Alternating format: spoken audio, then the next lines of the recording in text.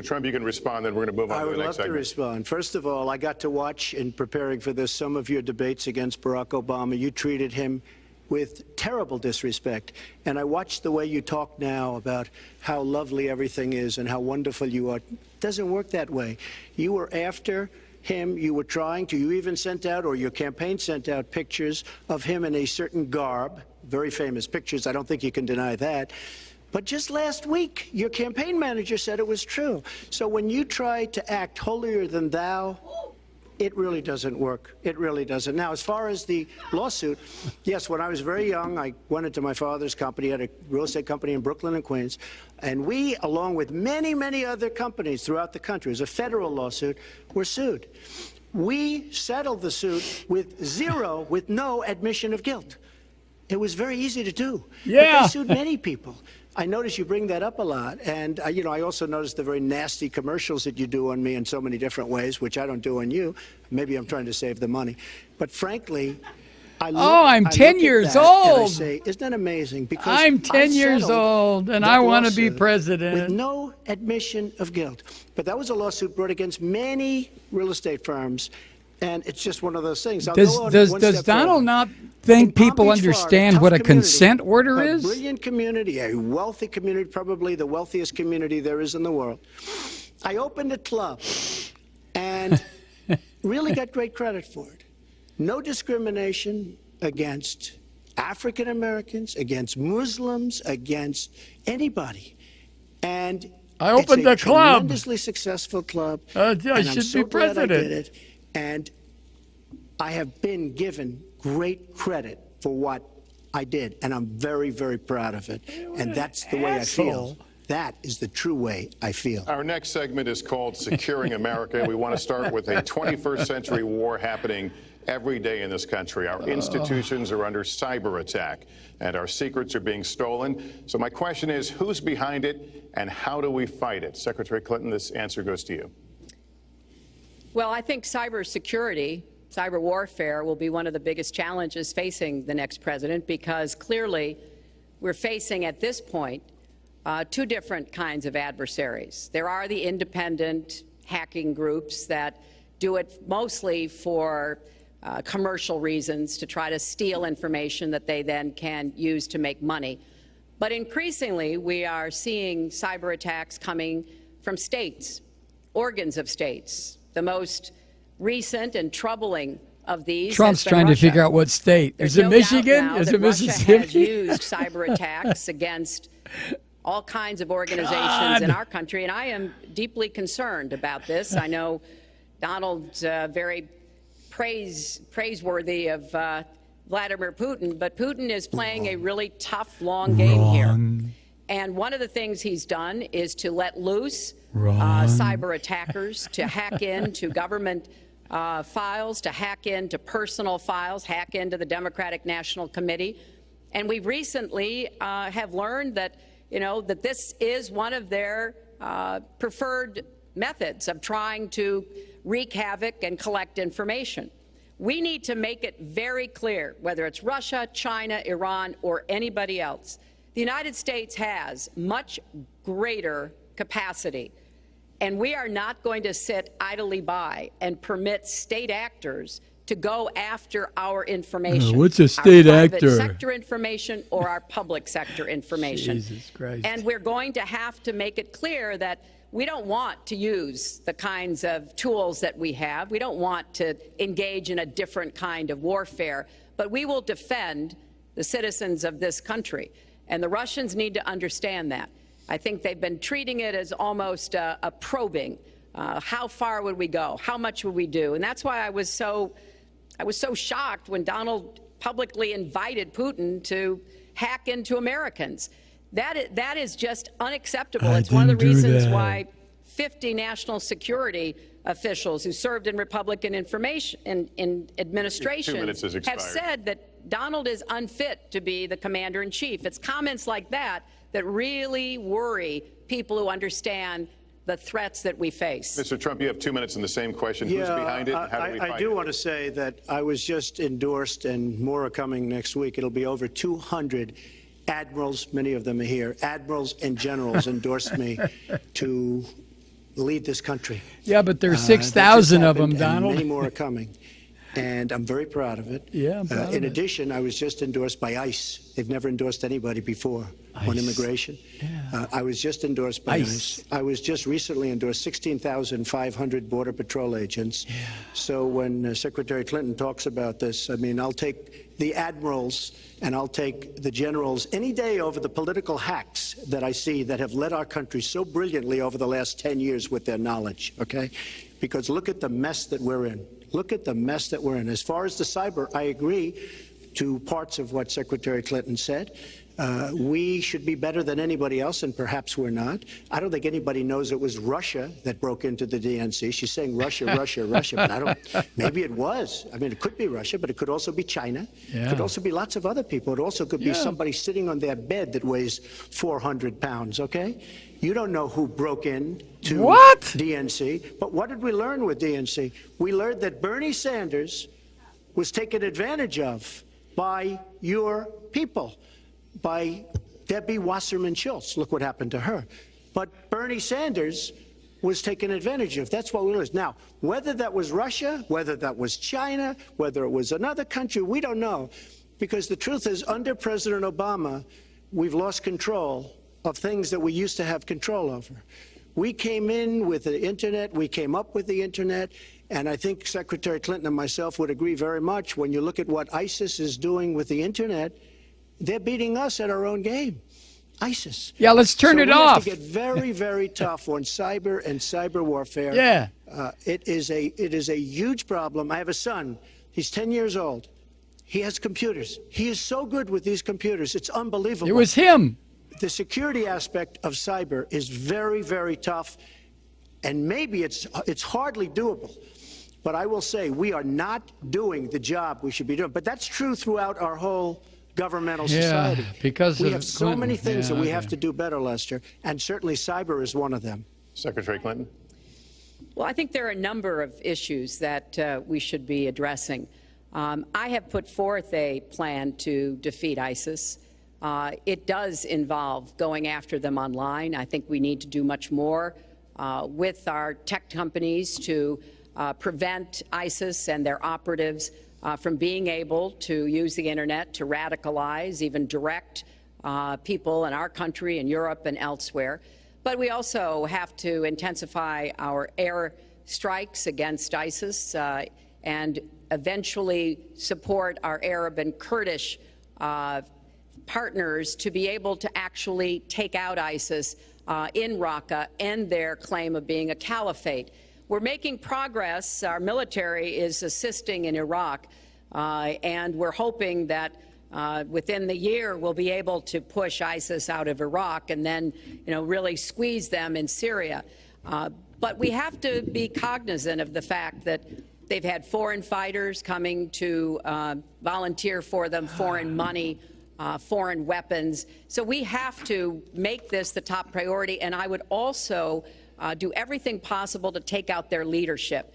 I was involved in a number of efforts to take out al-Qaeda leadership when I was Secretary of State, including, of course, taking out bin Laden, and I think we need to go after Baghdadi as well, make that one of our organizing principles, because we've got to defeat ISIS. Big Daddy? And we've got to do Wait a everything minute, we who's can Big to Daddy? disrupt their propaganda efforts online. You mentioned ISIS, and we think of ISIS certainly as over there, but there are American citizens who have been inspired to commit acts of terror on American soil. The latest incident, of course, the bombings we just saw in New York and New Jersey, the knife attack at a mall in Minnesota, and the last year, deadly attacks in San Bernardino and Orlando. I'll ask this to both of you. Tell us specifically how you would prevent homegrown attacks by American citizens, Mr. Trump. Well, first I have to say one thing, very important. Secretary Clinton is talking about taking out ISIS. We will take out ISIS. Well, President Obama and Secretary Clinton created a vacuum the way they got out of Iraq, because they got out. They shouldn't have been in, but once they got in, the way they got out was a disaster. Signed ISIS was the agreement so she talks to about withdraw. She's been doing it a long time. She's been trying to take them out for a long time. But they wouldn't have even been formed if they left some troops behind, like 10,000 or maybe something more than that. And they could have stolen the oil, too. Or, as I've been saying for a long time, and I think you'll agree because I said it to you once, had we taken the oil, and we should have taken the oil, ISIS would not have been able to form either because the oil was their primary source of income. Yeah. And now they have the oil. You're going to put it in great big bottles and bring it here. Which was another one of her disasters. Secretary Clinton. Well, I hope the fact checkers are turning up the volume and really working hard. Donald supported the invasion of Iraq. Wrong. That is absolutely wrong. Proved over and over again. Wrong. He actually advocated for the actions we took in Libya and urged that Gaddafi be taken out after actually doing some business with him one time. But the larger point, he says this constantly, is George W. Bush made the agreement about when American troops would leave Iraq, not Barack Obama. And the only way that American troops could have stayed in Iraq is to get an agreement from the then Iraqi government that would have protected our troops. And the Iraqi government would not give that. But let's talk about the question you asked, Lester. The question you asked is, what do we do here in the United States? That's the most important part of this. How do we prevent attacks? How do we protect our people? And I think we've got to have an intelligence surge where we are looking for every scrap of information. I was so proud of law enforcement in New York, in Minnesota, in New Jersey. You know, they responded so quickly, so professionally to the attacks that occurred by Rahami, and they brought him down. And we may find out more information because he is still alive, which may prove to be an intelligence benefit. So we've got to do everything we can to vacuum up intelligence from Europe, from the Middle East. That means we've got to work more closely with our allies. And that's something that Donald has been very dismissive of. We're working with NATO, the longest military alliance in the history of the world, to really turn our attention to terrorism. We're working with our friends in the Middle East, many of which, as you know, are Muslim-majority nations. Donald has consistently insulted Muslims abroad, Muslims at home, when we need to be cooperating with Muslim nations and with the American Muslim community. They're on the front lines. They can provide information to us that we might not get anywhere else. They need to have close working cooperation with law enforcement in these communities, not be alienated and pushed away, as some of Donald's rhetoric, unfortunately, has led to. Mr. Well, I'd have to respond. Please respond. The Secretary said very strongly about working with. We've been working with them for many years. And we have the greatest mess anyone's ever seen. You look at the Middle East, it's a total mess. Under your direction to a large extent. Of course. But you look at the Middle East, you started the Iran deal. That's another beauty where you have a country that was ready to fall. I mean, they were doing so badly. They were choking on the sanctions, and now they're going to be actually probably a major power at some point pretty soon. The way with they're bombs going. and shit. But when you look at NATO, I was asked on a major show, what do you think of NATO? Now, you have to understand, I'm a business person. I did really well, but I have common sense. I did well. And I said, well, I got lots of money. I haven't given lots of thought to NATO. Two things. Number one, the 28 countries of NATO, many of them aren't paying their fair share. Number two, and that bothers me because we should be, we're defending them, and they should at least be paying us what they're supposed to be paying by treaty and contract. Contracts. And number two, I said, and very strongly, NATO could be obsolete because, and I was very strong on this, and it was actually covered very accurately in the New York Times, which is unusual for the New York Times, to be honest. Yeah, they're real bastards. I said they do not focus on terror. And I was very strong, and I said it numerous times. I said it. And about 4 months ago, I read on the front page of the Wall Street Journal that NATO is opening up a major terror division. And I think that's great. And I think it's because of you, Donald. Because we pay approximately 73% of the cost of NATO. It's a lot of money. To protect other people. But I'm all for NATO. But I said they have to focus on terror also. And they're going to do that. And that was, believe me, I'm sure I'm not going to get credit for it, but that was largely because of what I was saying and my criticism of NATO. I think we have to get NATO to go into the Middle East with us. In addition to surrounding nations, so cool, Donald. We have to knock the hell out of ISIS, and we have to do it fast. When ISIS formed, in this vacuum created by Barack Obama and Hillary Clinton. Secretary Clinton. Yeah. And believe me, you were the ones that took out the troops. Not only that, you named the day. They couldn't believe it. They sat back probably and said, Well, I can't Lester, believe it. They said, no, wait a minute. We've covered when this they ground. formed, this is something that never should have happened. God. It should have never happened. Now, you're talking about taking out ISIS, but you were there and you were Secretary of State when it was a little infant. Now it's in over 30 countries. And you're going to stop them? I don't think so. Mr. Trump, a lot of these are judgment questions. You had supported the war in Iraq before the invasion. What makes your judgment? I did not support the war in Iraq. 2002. That is a mainstream media lie nonsense put out by her because she, frankly, I think the best person in her campaign is mainstream media. My question is, since you would you like to supported it, hear? why is He's your- gonna lose your it. judgment- Wait a Here he minute. goes. I was against the war in Iraq, just so you put it out. The record shows otherwise, The record but why does is- not show Fuck that. the record. Your The judgment record any- shows that I'm right.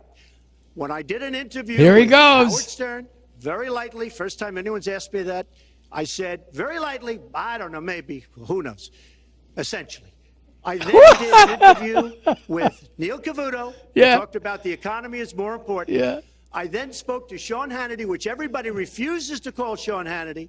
I had numerous conversations with Sean We call him Hannity at Oscar the Fox, Grouch. And Sean Hannity said, and he called me the other day. He did. And I spoke to him Yeah. about it. He said, you were totally against the war because he was for the war. Why is and your excuse me, judgment better than- and that was before the war started. Sean Hannity said very strongly, Oh, fuck Sean to me and other Hannity. people, Come he's on. willing to say, but nobody wants to call him, I was against the war. He said, you used to have fights with me because Sean was in favor of the war. And I understand that Yeah, side yeah. also. It's Not Sean. Talk very about much. Sean. He should have never been there. Yeah. But nobody calls Nobody. Sean Hannity. Nobody calls And then Sean. They did an article in They a won't major call magazine Sean. Why would they shortly call after Sean? the war started. Hey, Sean. I think in 04. They won't call Sean They did Hannity. an article Hey, which had me call totally Sean. against What the the war fuck? in Iraq.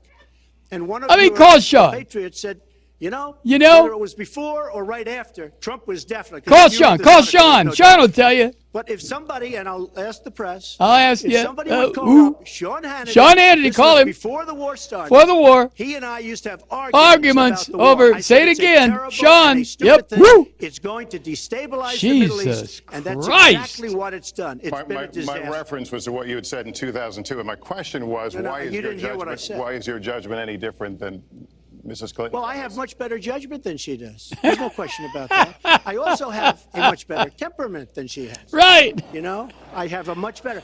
She spent, let me tell you, she spent hundreds of millions of dollars on Television, advertising. You know, they yeah. get Madison Avenue into a room. Yeah, they put the their little own room that did temperament. that, Let's go yeah. after. Yeah. I think my strongest asset, maybe by far, is my temperament. Yeah. I have a winning temperament. I know how to win. I do. She does not know how to Secretary win. Clinton? Wait, the AFL-CIO the other day, behind the blue screen, I don't know who you were talking Blue to, screen. Secretary Clinton. Ask But Sean. he was totally out of control. I said, there's a person with a temperament that's got a problem. All right, ask Sean Hannity. Okay. Let's talk about two important issues. No, that ask were Sean briefly Hannity. God mentioned damn it. by Donald. First, NATO. You know, NATO as a military alliance has something called Article 5, and basically it says this. Article an what? attack on one is an attack on all. What? And do you know the only time it's ever been invoked? After 9/11, when the 28 nations of NATO said that they would go to Afghanistan with us to fight terrorism, something that Yeah. they still are doing by our side. Ask Sean Hannity. With respect to Iran, when I became Secretary of State, Call him up. Iran was weeks away from having enough nuclear material. Call Ed to form Schultz. a He'll bomb. tell you. They had mastered the nuclear fuel cycle under the Bush administration. They had built covert facilities. They had stocked them with centrifuges that were whirling away.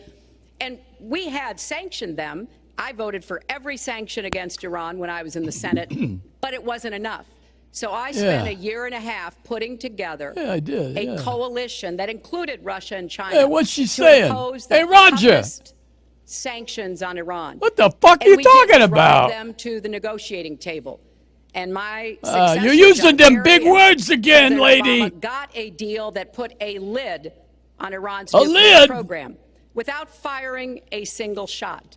Yeah. That's diplomacy. That's coalition building. That's working with other nations. The other day, I saw Donald saying that there were some Iranian sailors on a ship in the waters off of Iran, and they were taunting American sailors who were on a nearby ship. He said, you know, if they taunted our sailors, I'd blow them out of the water and start another war. That would not good judgment. That is not the right temperament to be commander-in-chief, to be taunted. And the worst part of what we've heard Donald say has been about nuclear weapons. He has said repeatedly that he didn't care if other nations got nuclear weapons, Japan, South Korea, even Saudi Arabia. Why not? It has been the policy of the United States, Democrats Ask Sean Hannity to do everything we could to reduce the proliferation of nuclear weapons. He even said, well, you know, if there were a nuclear war in the East Asia, well, you know, that's fine. You know, have a good time, folks. And in fact, his cavalier attitude about nuclear weapons what does that mean? So deeply troubling. That is the #1 threat we face in the world, and it becomes particularly threatening if terrorists ever get their hands on any nuclear material. So a man who can be provoked by a tweet should not have his fingers anywhere near the nuclear codes. As far as I think anyone with any sense about this should be concerned. That line's getting a little bit old, I must say. Listen, it's a good one, though. I would like to, well describes the problem. It's not an accurate one at all. It's not an accurate one. No, it's not so accurate. No. I just want to give a lot of things and just to respond. Things there.